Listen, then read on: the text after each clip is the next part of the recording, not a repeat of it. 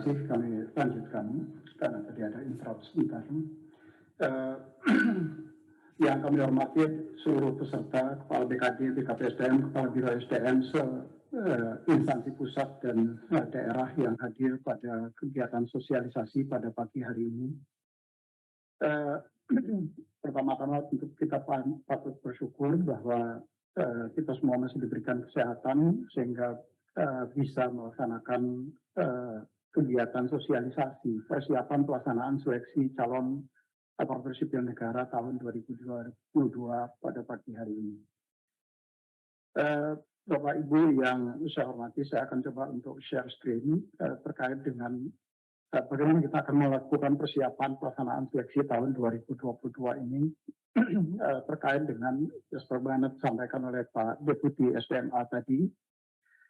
Fokus utama kita pada tahun ini adalah pengadaan seleksi aparatur sipil negara untuk pegawai pemerintah dengan perjanjian kerja.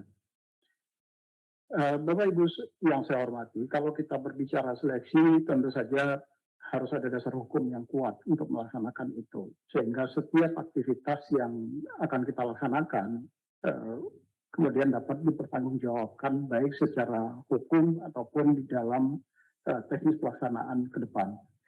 Bagaimanapun juga pelaksanaan ini tentu akan diaudit oleh pihak-pihak yang berwenang, terutama teman-teman dari Badan Pemeriksa Keuangan terkait dengan apakah pelaksanaan ini sudah sesuai dengan ketentuan yang ditetapkan.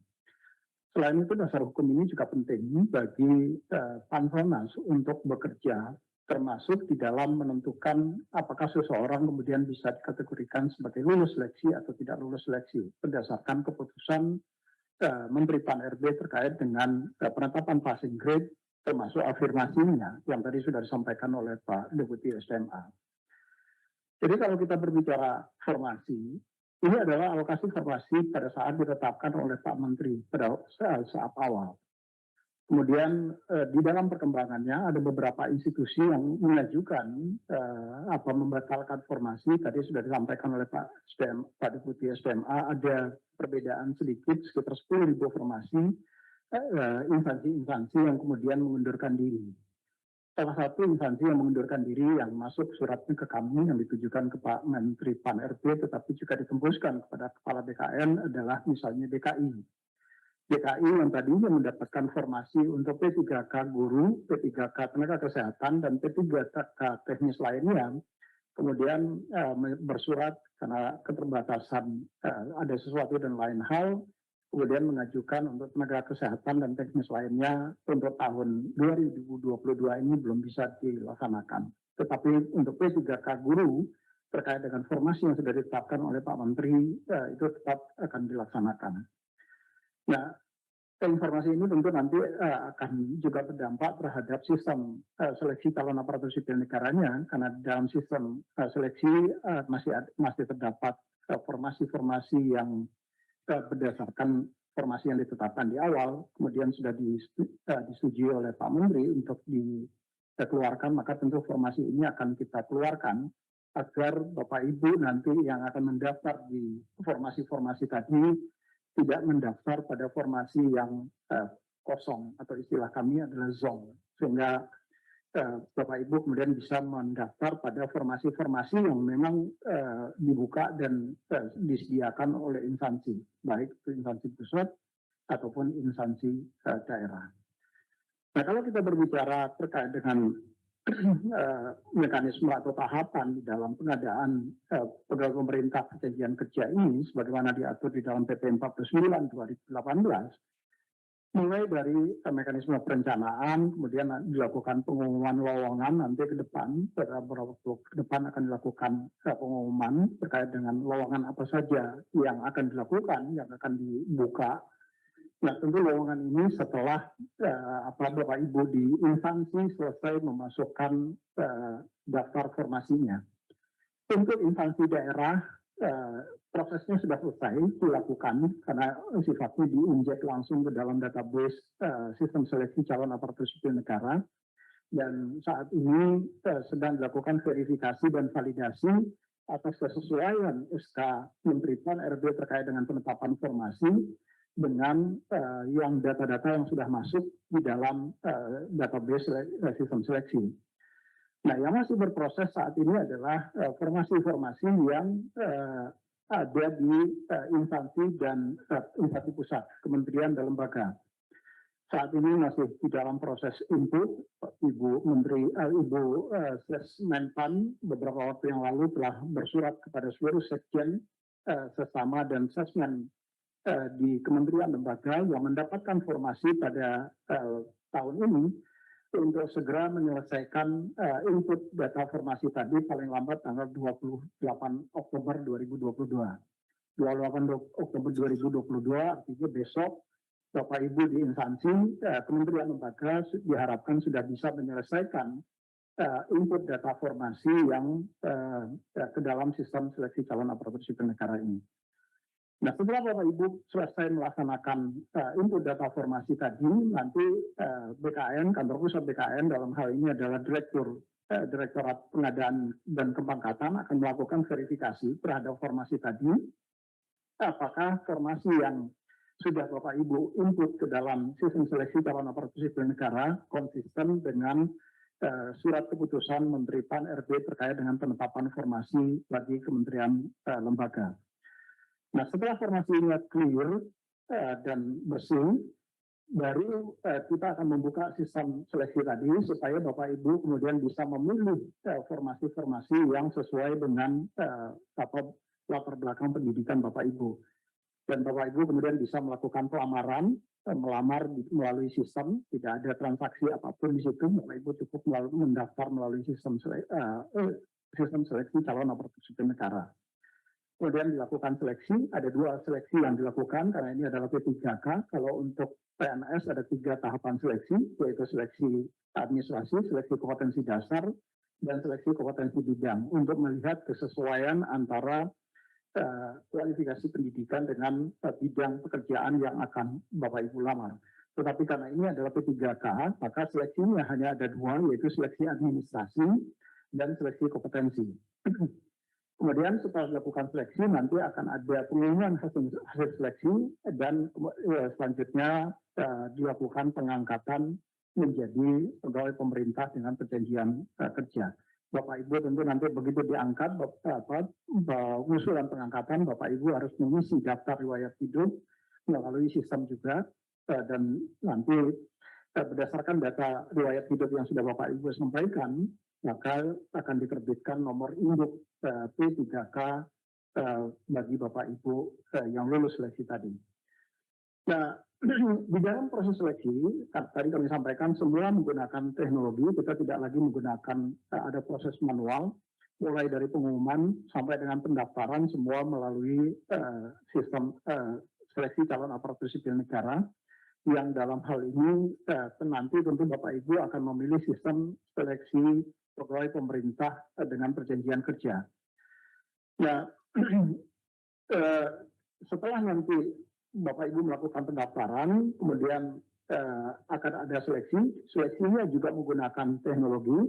Untuk Bapak Ibu guru, maka seleksinya nanti akan digunakan menggunakan sistem ujian nasional berbasis komputer teman-teman di Kementerian Dikbud.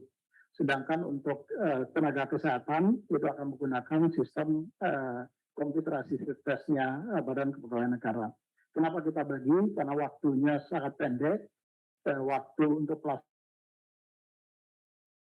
bulan Desember, maka kalau ini tidak kita bagi bebannya, maka dikhawatirkan nanti pelaksanaan seleksinya akan lewat dari tahun anggaran. Nah, tetapi mekanisme transfer data yang kita lakukan itu tidak dilakukan secara manual. Data akan dienkripsi dan disampaikan melalui sistem seleksi calon, sistem pengolahan data hasil seleksi SSCSM pengolahan nilai. Dan begitu dilakukan pengolahan nilai sesuai dengan passing grade yang sudah ditetapkan oleh keputusan Menteri PAN RB dan afirmasinya, maka hasil kelulusan ditandatangani juga dengan menggunakan digital signature. Jadi tidak ditandatangani secara basah. Dan setelah ditandatangani dengan menggunakan tanda tangan digital, maka hasil seleksi Bapak Ibu bisa langsung mendownload dan mengumumkan di portal Bapak Ibu masing-masing instansi. Nah, bagaimana sistem mekanismenya? Jadi nanti akan Pertama, tentu akan dilakukan sinkron data terkait dengan formasi tadi untuk memastikan bahwa setiap formasi yang sudah ditetapkan oleh Pak Menteri itu betul-betul konsisten dengan yang ada di dalam database yang nanti akan Bapak Ibu pilih. Kemudian admin dari masing-masing instansi melakukan setting terhadap beberapa variabel yang harus dilakukan di situ, termasuk waktu pendaftaran, tanggal dan jam berapa pendaftaran itu akan ditutup. Dan tentu ini akan seragam untuk seluruh nasional. Kemudian setelah dilakukan setting beberapa variabel tadi, kemudian dilakukan pembukaan untuk pendaftaran. Banyak Bapak Ibu guru yang bertanya kepada kami kapan sih ini akan dibuka gitu. Saya selalu mengatakan ini akan dibuka setelah formasinya tadi betul-betul clear dan clean. Karena jangan sampai nanti Bapak Ibu terjebak mendaftar pada formasi yang sebetulnya formasi ini ternyata tidak ada gitu. Ini tentu untuk kepentingan Bapak Ibu semua, kami ingin memastikan bahwa Bapak Ibu kemudian tidak mendaftar pada formasi yang kosong. Kemudian setelah itu Bapak Ibu membuat akun dan melakukan pendaftaran dan memilih formasi yang akan Bapak Ibu lamar. Setelah Bapak Ibu melamar, kemudian ada tugas instansi untuk melakukan verifikasi terhadap persyaratan administrasi yang Bapak Ibu sampaikan dan melakukan pengumuman hasil verifikasi administrasi tadi. Setelah itu ada periode sanggah Bapak Ibu yang merasa dirugikan selama di dalam proses seleksi administrasi, Bapak Ibu bisa mengajukan sanggah kepada instansi kenapa misalnya Bapak Ibu kemudian tidak masuk atau tidak lulus. Mekanisme sanggah ini wajib dijawab oleh instansi karena mereka kemudian yang melakukan verifikasi terhadap seleksi administrasi tadi. Setelah masa sanggah lewat waktunya, maka akan diumumkan hasil orang-orang yang lulus seleksi administrasi, kemudian BKN maupun teman-teman di Kementerian Dikbud menyusun jadwal untuk pelaksanaan seleksinya. Setelah kita umumkan jadwalnya, dilakukan seleksi, dan hasil seleksi juga setiap hari dengan menggunakan enkripsi yang disiapkan oleh teman-teman di Badan Cyber dan Sandi Negara, disampaikan menggunakan API service ke sistem pengolahan nilai. Nah, setelah dilakukan pengolahan nilai, baru diumumkan hasil seleksinya sebelum sanggah. Setelah dilakukan pengumuman hasil seleksi, kemudian dibuka kembali periode sanggah untuk Bapak Ibu yang merasa dirugikan di dalam nilainya misalnya tidak sesuai dengan yang hasil pengolahan dengan yang Bapak Ibu peroleh pada saat seleksi. Di periode sanggah ini kemudian kalau ternyata Bapak Ibu benar tentu ada perubahan di dalam penilaiannya, kemudian tetapi tentu saja nanti karena ini semua akan terrecord di dalam database server sistem seleksi, maka tentu instansi wajib untuk menjawab atas sanggahan yang Bapak Ibu sampaikan. Kalau sanggahan itu terkait dengan pelaksanaan seleksi yang dilakukan melalui sistem CAT BKN, maka BKN wajib untuk menjawab dan menjelaskan sanggahan yang Bapak Ibu ajukan. Dan begitu juga kalau sanggahan itu karena Bapak Ibu mengikuti seleksi melalui sistem UNBK, maka teman-teman di UNBK wajib untuk menjawab sanggahan kalau Bapak Ibu merasa dirugikan atas nilai-nilai yang diperoleh. Kemudian setelah setelah selesai jawaban sanggah, dilakukan pengolahan nilai akhir, dan baru kemudian dilakukan pengumuman kelulusan. Nah, setelah pengumuman kelulusan akhir, baru kemudian dilakukan pemberkasan untuk penetapan nomor induk calon aparatur sipil negara atau nomor induk P3K yang Bapak Ibu semua. Nah, ini adalah proses bisnis secara keseluruhan. Peserta membuat akun bagi PPK ini bagi peserta membuat akun. Sistem seleksi calon aparatur sipil negara akan memvalidasi data Bapak Ibu, membandingkan dengan data NIK yang ada di Dukcapil. Jadi nanti akan divalidasi by sistem ke Dukcapil untuk memastikan Bapak Ibu memang nomor induk kependudukannya konsisten dengan data yang ada di dalam database Dukcapil.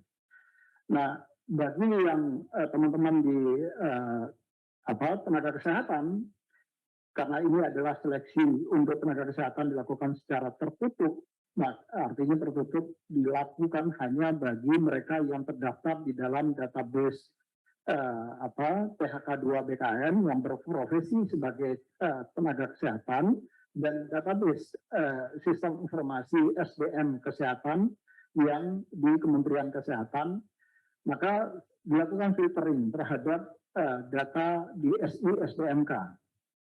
Kemenkes untuk memastikan bahwa Bapak Ibu memang terdaftar di dalam dua database tadi, baik itu database PHK2 ataupun di dalam database SI SDMK.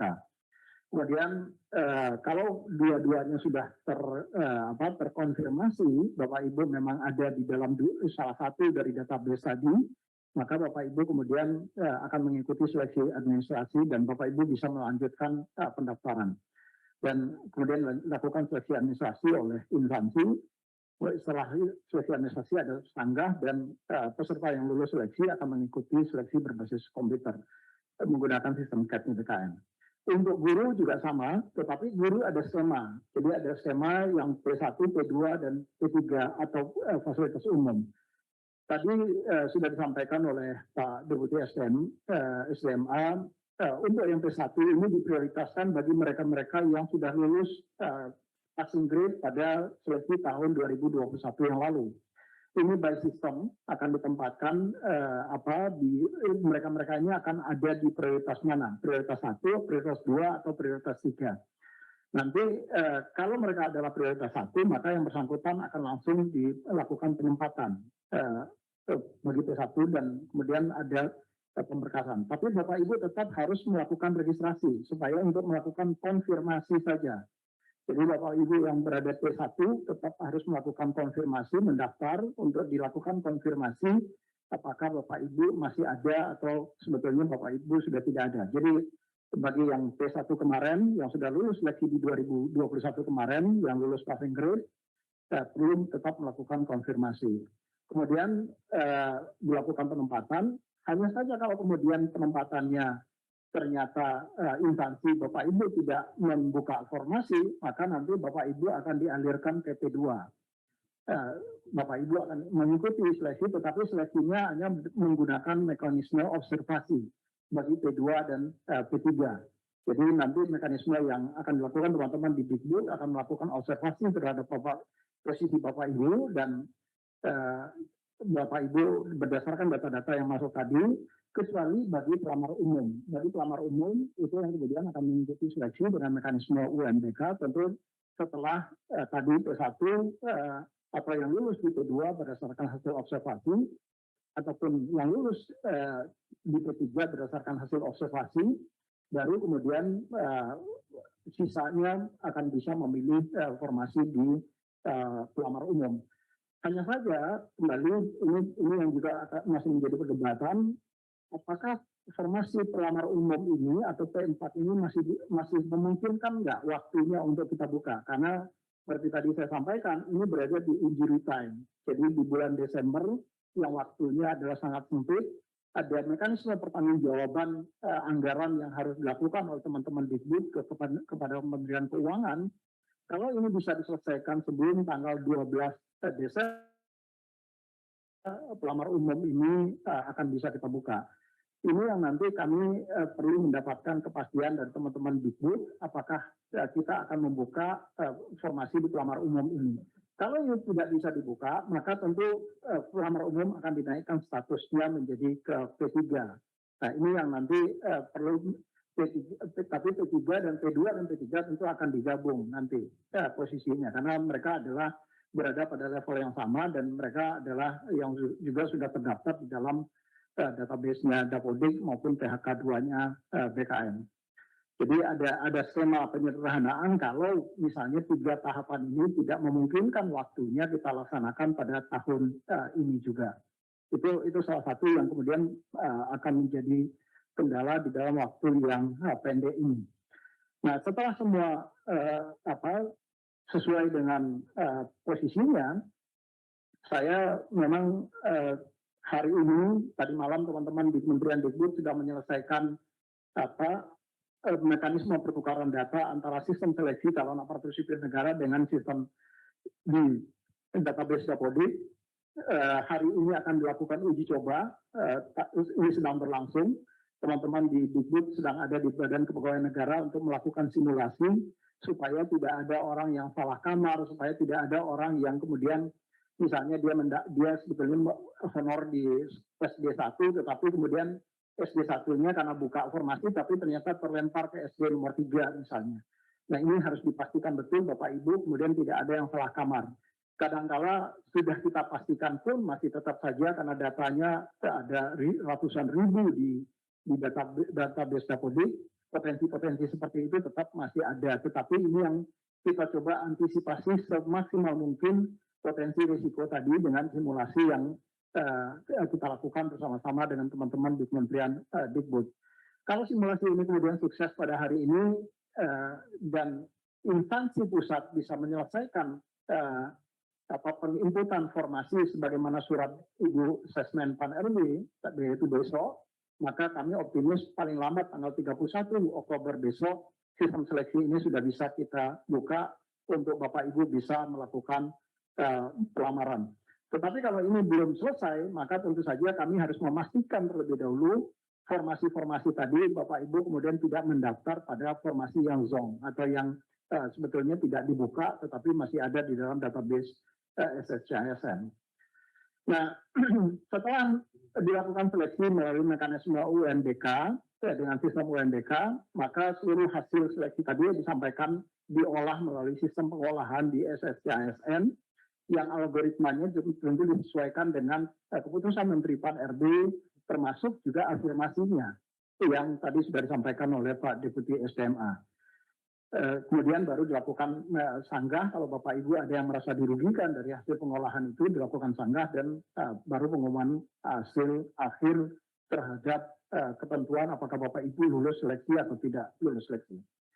Nah, tahun ini belajar dari pengalaman tahun lalu banyak sekali ya ini orang Indonesia kalau masih bisa curang ya kenapa tidak curang gitu.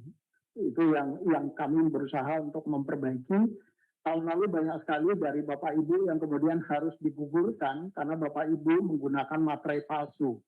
Jadi padahal menggunakan materai palsu itu adalah kejahatan serius Bapak Ibu karena itu diatur di dalam undang-undang perpajakan kita. Jadi tahun ini kemudian kami menyiapkan sistem pendaftaran itu dengan menggunakan e-materai. Jadi kita tidak lagi menggunakan materai fisik, tetapi menggunakan elektronik materai dan kami sudah bekerja sama dengan teman-teman di Peruri dan Peruri sudah menyediakan beberapa provider untuk memudahkan Bapak Ibu bisa membeli e-materai untuk dicantumkan di dalam formulir lamaran Bapak Ibu. Dan nempel di dalam sistemnya. Nah, kalau begitu nempel nanti dia juga akan terkonfirmasi kepada sistemnya Peruri dan terkonfirmasi di dalam sistem e-materainya BKN.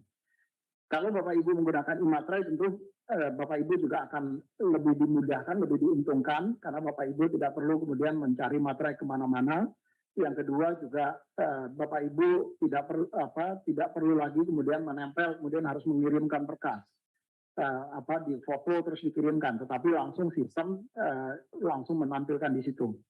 Ada beberapa yang provider yang disiapkan oleh Peruri, yaitu ada di Pajakku, ini yang dikelola oleh teman-teman di Dijen Pajak, kemudian ada Finnet, kemudian ada Mitracom, Eka Sarana, dan Peruri sendiri, dan Koperasi Swadharma. Jadi silakan pilih di antara yang paling mudah bagi Bapak Ibu untuk memilih, yang penting e-materainya tertempel di dalam surat lamaran yang Bapak Ibu ajukan.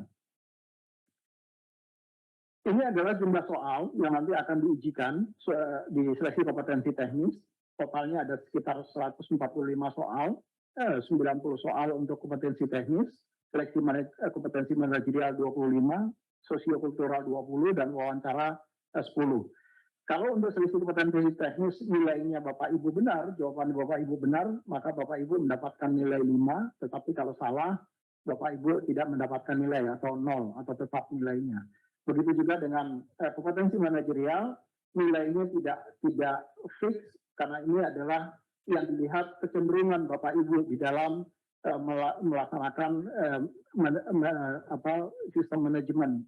Jadi nilainya adalah dalam bentuk range 1 sampai dengan 4. Kalau kecenderungan Bapak Ibu sangat baik misalnya, maka Bapak Ibu akan mendapatkan nilai 4. Tetapi kalau jauh dari yang ekspektasi, maka tentu Bapak Ibu akan mendapatkan nilai 1. Yang Bapak Ibu tidak akan mendapatkan. Jadi saran kami, apapun misalnya kalau Bapak Ibu tidak memahami, ya jawab saja. Paling tidak Bapak Ibu mendapatkan nilai 1, syukur-syukur mendapatkan nilai 4. Untuk sosiokultural juga sama, nilainya dalam bentuk range dari 1 sampai dengan 5. Kalau Bapak Ibu menjawab paling menggambarkan pribadi Bapak Ibu adalah orang yang sosialita misalnya, tetapi sosialita bukan dalam arti yang aktif di sosial media, bukan itu, tetapi bukan artis, tetapi yang orang yang kemudian betul-betul mampu beradaptasi dengan baik kepada masyarakat. Karena yang kita harapkan ASN ini kan adalah juga sekaligus sebagai orang yang mampu memberikan layanan yang terbaik kepada masyarakat, tetapi juga mampu beradaptasi dengan baik kepada masyarakat sebagaimana core value ASN yang berakhlak. Jadi nilainya dalam bentuk range di situ, yaitu yang terendah itu adalah 1 dan yang tertinggi itu yang paling mendekati kecenderungannya mendapatkan nilai 5. Nah, kalau Bapak Ibu tidak menjawab, ya tentu nilainya 0. Ini juga sama seperti tadi. Bapak Ibu mengerti atau tidak mengerti sebaiknya dijawab. Minimal Bapak Ibu akan mendapatkan nilai 1. Jadi ini yang kami sampaikan. Untuk wawancara juga sama, karena wawancara itu tidak bisa dengan hitam putih. Jadi orang hanya bisa melihat kecenderungan, maka juga ada nilai range-nya di situ. Kalau kecenderungannya sangat baik, sesuai dengan ekspektasi yang diharapkan oleh pemerintah, maka tentu akan mendapatkan nilai maksimal yaitu 4, tapi karena kalau ekspektasinya jauh dari yang diharapkan oleh pemerintah, maka nilainya adalah 1 di situ. Nah, bagi teman-teman yang disabilitas ataupun yang formasi umum itu ada perbedaan waktu. Jadi untuk yang untuk disabilitas itu waktunya untuk di seleksi kompetensi teknis, manajerial dan sosiokultural itu waktunya dialokasikan 150 menit, sementara kalau yang umum itu 120 menit. Begitu juga dengan wawancara yang umum 10 menit dan yang disabilitas, teman-teman yang disabilitas itu sebanyak 15 menit. Sehingga secara keseluruhan waktu yang dialokasikan untuk seleksi ini bagi yang umum itu selama 130 menit dan teman-teman yang mengalami ada gangguan disabilitas itu waktunya sebanyak 165 menit. Ini adalah ancar-ancar jadwal seleksi yang kalau kita semua konsisten, tadi kami sampaikan, teman-teman kementerian lembaga bisa menyelesaikan input formasi pada besok sesuai dengan surat Ibu Sesmenpan, di mana batas waktunya itu adalah besok. Karena setelah dilakukan, Bapak Ibu melakukan input formasi, maka BKN akan segera melakukan verifikasi terhadap formasi yang Bapak Ibu input dan mencocokkan dengan keputusan Menteri Pan-RB. Nah, kalau ini kita bisa lakukan secara konsisten dalam waktu pengumuman itu, pembukaan seleksi ini bisa kita lakukan di tanggal 31 Desember dan kita akan bisa menyelesaikan seleksi terkait dengan P3K Nakes misalnya, itu diharapkan bisa diselesaikan seleksinya pada tanggal 13 Desember. Saya sebetulnya masih meminta Pak Kapus untuk waktunya agak dipendekkan lagi, karena tadi ada pertanggungjawaban anggaran yang harus masuk ke Kementerian Keuangan pada tanggal 12 Desember. Jadi mungkin ini yang perlu waktunya memang menjadi sangat ketat dalam konteks sekarang ini. Karena biasanya kita melaksanakan seleksi itu di bulan-bulan Oktober. Ya, jadi kalau bulan Oktober itu akan sangat leluasa bagi kita untuk bisa menyelenggarakan di beberapa titik lokasi. Nah, untuk yang guru nanti menggunakan sistem UNBK, jadwalnya nanti tentu saja akan menyesuaikan dengan jadwal yang sudah ditetapkan oleh, yang nanti akan ditetapkan oleh Panselnas. Dan Untuk teknis lainnya ini nanti akan ada periode-periode di dalam masa sanggah karena ini terbuka seleksinya, maka kemungkinan besar paling cepat bisa kita lakukan ada nanti di tahun depan. Tetapi mekanisme pendaftaran pelamarannya bisa dilakukan pada tahun ini dan seleksi administrasinya bisa kita selesaikan pada tahun ini. Titik lokasi yang akan digunakan untuk titik lokasi seleksi yang akan kita gunakan untuk tenaga kesehatan itu ada di 102 titik lokasi ujian, 36 titik lokasi BKN, 12 titik lokasi mandiri BKN, 36 titik lokasi yang disediakan di Poltekkes yang disediakan oleh teman-teman di Kemenkes, dan ada 15 titik lokasi mandiri yang teman-teman bisa menggunakan titik lokasi mandiri supaya pergerakan orang pegawai Bapak Ibu tidak terlalu jauh ke titik lokasi yang disediakan oleh pemerintah. Sementara nanti yang kami juga berharap untuk yang titik tenaga teknis lainnya itu juga akan kita gunakan titik lokasi yang diharapkan nanti juga bisa mendapat pinjaman dari teman-teman di Kemenkes. Nah, kami sudah mendapatkan rekomendasi dari teman-teman Satgas. Jadi untuk pelaksanaan seleksi ini tentu saja kita perlu mendapatkan rekomendasi dari teman-teman Satgas. Bagaimanapun juga kita masih, kalau kita lihat dalam laporan harian teman-teman Kemenkes, COVID ini belum hilang sama sekali dari Republik ini. Datanya masih turun naik. Ini tentu juga perlu menjadi, walaupun tidak seketat pada saat kita pelaksanaan tahun 2020 ataupun 2021 yang lalu. Nah, tetapi tentu saja nanti Bapak Ibu tetap perlu menginstal aplikasi Peduli Lindungi untuk memastikan bahwa Bapak Ibu memang kemudian tidak ada potensi COVID. Kalaupun Bapak Ibu terindikasi misalnya positif COVID pada hari itu. Mudah-mudahan tidak terjadi, dan kami tentu berharap Bapak Ibu juga bisa menjaga kesehatannya, terutama di dalam menghadapi waktu-waktu untuk pelaksanaan seleksi ini nanti. Penerapan protokol kesehatan, bagaimana direkomendasikan oleh Satgas, itu harus tetap kita lakukan, kita patuhi, pakai masker, menjaga jarak minimal 1,5 meter, cuci tangan dengan sabun. Ini juga nanti tentu akan disediakan di titik lokasi seleksi. Kemudian tingkat lokasi ujian hanya boleh diisi 50%, tetapi ini nanti karena sudah agak menurun panjang, kami tentu akan mencoba untuk bernegosiasi apakah bisa kita tingkatkan menjadi 75% dari kapasitas misalnya. Nah, kalau bisa tingkatkan 75% dari kapasitas, maka ini tentu akan waktu yang tadi yang sampai dengan 13 Desember itu bisa kita perpendek. Jadi tidak harus sampai dengan 13 Desember. Kemudian pelaksanaan seleksi akan dikoordinasikan dengan kepala daerah atau ketua Satgas penanganan COVID di daerah untuk memastikan kalau terjadi apa-apa, teman-teman di Satgas COVID di masing-masing wilayah itu bisa cepat membantu penanganan teman-teman yang kalau kebetulan terkonfirmasi COVID-19. Kemudian panitia kegiatan seleksi wajib membentuk Satgas protokol kesehatan untuk mengawasi dan mengendalikan penerapan protokol kesehatan ini untuk betul-betul mencegah penularan COVID-19. Di titik lokasi akan disediakan QR code Peduli Lindungi. Jadi nanti teman-teman di UNDK juga akan kami minta untuk menyediakan pamflet untuk bisa setiap peserta men-scanning QR Peduli Lindungi pada titik lokasi ujian, sehingga semua yang mengikuti seleksi akan termonitor oleh pemerintah di dalam konteks penanganan COVID-19 ini. Kemudian panitia seleksi instansi wajib mengecek status vaksinasi peserta. Ini yang diminta oleh teman-teman di di Satgas COVID. Kalau Bapak Ibu sudah 3 kali, tentu ini akan lebih memudahkan bagi Bapak Ibu untuk mengikuti seleksi, karena kelonggaran yang sudah diberikan oleh pemerintah kalau kita sudah mendapatkan vaksin booster atau 3 kali vaksin. Namun bagi Bapak Ibu yang baru mengikuti vaksin 2 kali, vaksin lengkap itu juga masih dimungkinkan.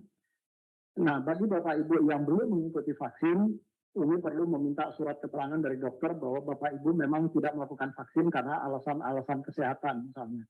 Ini tentu masih tetap dimungkinkan Bapak Ibu bisa mengikuti seleksi, tetapi dengan Bapak Ibu membawa surat keterangan dokter dari rumah sakit pemerintah. Ini adalah prosedur pelaksanaan seleksi, ini relatif sama setiap tahun, jadi sejak kita positif COVID, ya, diterjang badai COVID tahun 2020, mekanisme dan prosedur ini masih konsisten kita terapkan, tidak boleh ada orang berkerumun, ini masih tetap konsisten kita laksanakan, dan ini tentu saja akan dipantau dan dimonitor oleh Satgas COVID. Jadi mohon betul, terutama di titik-titik lokasi mandiri, Bapak Ibu bisa konsisten untuk melaksanakan protokol kesehatan ini dengan sebagaimana yang disampaikan oleh teman-teman di Satgas Nasional. Nah, bagaimana pembagian tugas panitia? Kami juga sudah menyiapkan ada tim pelaksana KET BKN, ada koordinator, pengawas ujian, dan petugas IT untuk yang ada tugasnya masing-masing di situ. Terutama kalau petugas IT untuk memastikan bahwa seluruh OS KET BKN itu terinstall kalau itu menggunakan sistem KET BKN. Karena OS KET BKN ini paling tidak pada saat kita pelaksanaan seleksi SKB kemarin masih belum bisa ditembus oleh teman-teman yang menggunakan software remote access. Walaupun saya tentu saja orang karena berusaha untuk melakukan cheating, dia akan berusaha untuk mencoba segala upaya untuk melakukan bisa menembus itu. Nah, kami tentu seperti tadi disampaikan oleh Pak Deputi SDMA akan berusaha terus untuk meningkatkan keamanan dan ya sekarang dengan menggunakan CAT OS di mana sistem CAT BKN ini tidak bisa jalan kalau tidak menggunakan OS yang sudah kita sediakan. Kalau yang sebelumnya dengan menggunakan OS yang ada di Windows itu juga sudah bisa jalan. Tapi itu juga yang kemudian menjadi potensi orang memasang software remote access di software Windows-nya. Nah sekarang kita kunci, nggak bisa lagi di situ. Begitu juga dengan Linux. OS-nya selama ini juga ada flexibility. Sistemnya bisa running di dalam sistem OS Linux, tetapi ternyata ini juga menjadi kelemahan. Nah, sekarang kita modifikasi OS tersendiri, kita bangun OS sendiri, yang algoritmanya kita siapkan sendiri, sehingga sistem hanya bisa running di dalam OS ini.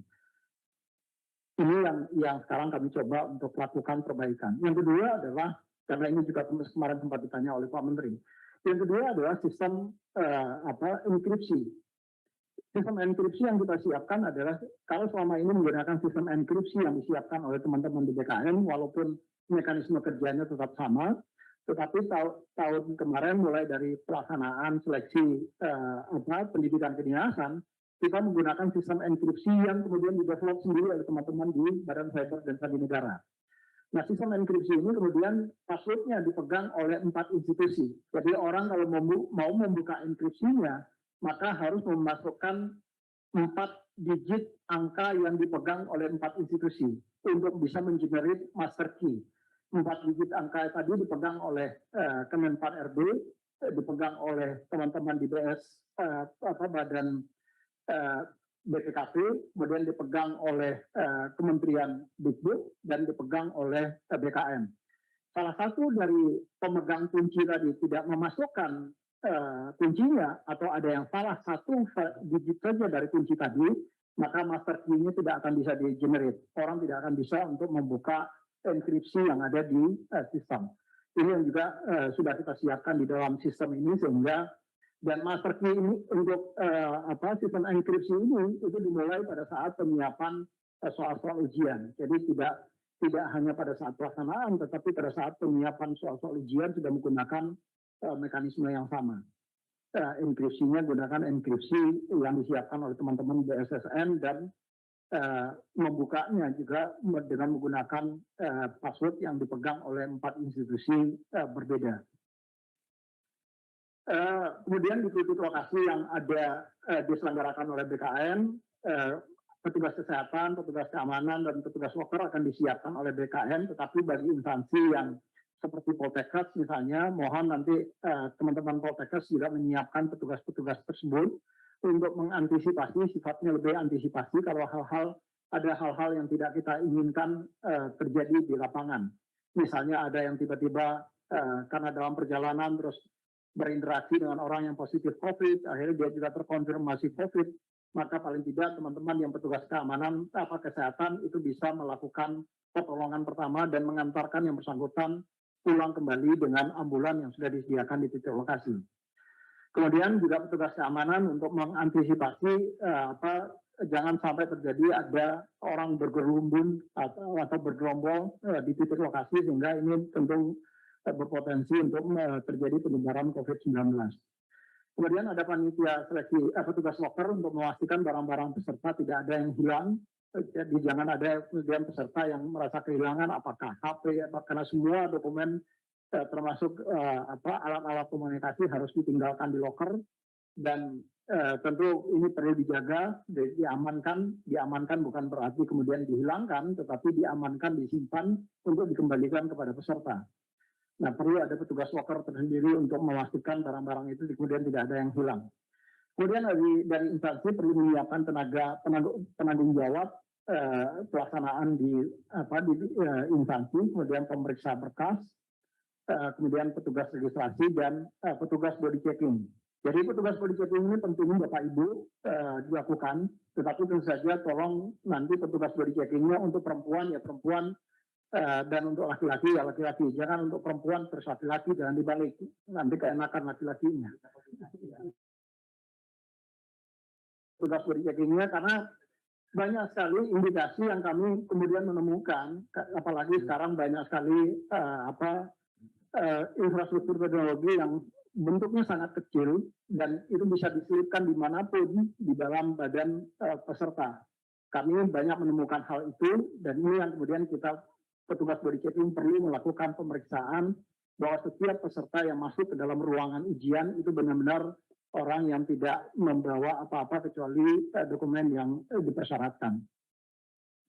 Ini bentuk pembagian tugasnya sangat detail, apa saja yang harus dilaksanakan oleh tim pelaksana BKN dan apa yang nanti menjadi panitia seleksi instansi. Tahapannya ada di sini.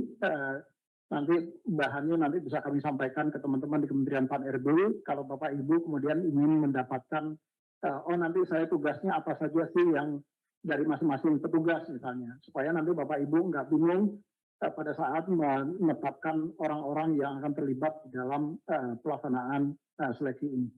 Mungkin ini beberapa hal Pak Asep yang beberapa dapat kami sampaikan kepada Bapak Ibu semua, tetapi kembali lagi kami ingin menegaskan, mohon betul bantuan dan kerjasama Bapak Ibu semua, karena ini tidak bisa dilakukan oleh BKN sendirian, karena ada kewenangan-kewenangan yang menjadi kewenangan Bapak Ibu di instansi, terutama terkait dengan finalisasi formasi di dalam sistem seleksi calon aparatur sipil negara.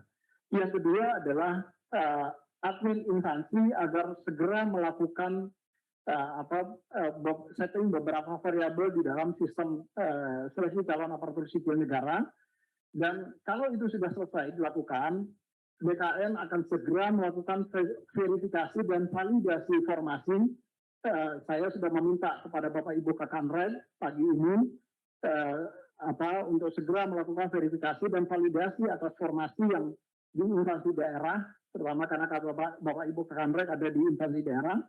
Dan Bapak Ibu di instansi mohon segera berkoordinasi dan berkonsultasi kepada teman-teman kami di kantor regional. Sementara untuk di kantor pusat, kami juga sudah berkoordinasi dengan Direktur Pengadaan dan Kepangkatan yang akan melakukan verifikasi informasi yang di instansi pusat. Nah, tetapi ini belum bisa bekerja karena Bapak Ibu tadi saya sampaikan, terutama di instansi pusat, baru 18 instansi yang sudah menyelesaikan input formasi ke dalam sistem seleksi calon aparatur sipil negara ini. Kami berharap pada tanggal 28 Oktober besok, Bapak Ibu sudah betul-betul menyelesaikan sesuai dengan suratnya Ibu Sesmenpan. Karena kalau ini tidak selesai, maka potensi molornya juga akan besar. Kami sampaikan tadi, kita berada di injury time. Kalau ini betul-betul akan kita laksanakan pada tahun ini, maka mohon juga bantuan dan kerjasama Bapak Ibu semua untuk bersama-sama kita dengan BKN melakukan percepatan-percepatan terkait dengan penyelesaian formasi ini. sehingga supaya BKN juga bisa kemudian melakukan verifikasi terhadap formasi dan memastikan formasi tadi betul-betul sudah sesuai dengan surat Menpan, surat keputusan Menpan maupun surat edaran Dirjen Nakes terkait dengan kualifikasi pendidikan di masing-masing formasi jabatan. Nah, kalau ini kita bisa lakukan secara bersama-sama, bergotong royong, kami optimis ini bisa kita lakukan kita buka pada tanggal 31 Oktober besok. Tapi kalau Bapak Ibu kemudian juga tidak melaksanakan tugasnya, maka ini tentu akan menjadi kendala besar bagi kita semua, dan tentu terutama bagi kami di Kementerian PAN-RB dan BKN terkait dengan pelaksanaan seleksi ini. Itu beberapa hal yang dapat kami sampaikan. Terima kasih. Assalamualaikum warahmatullahi wabarakatuh.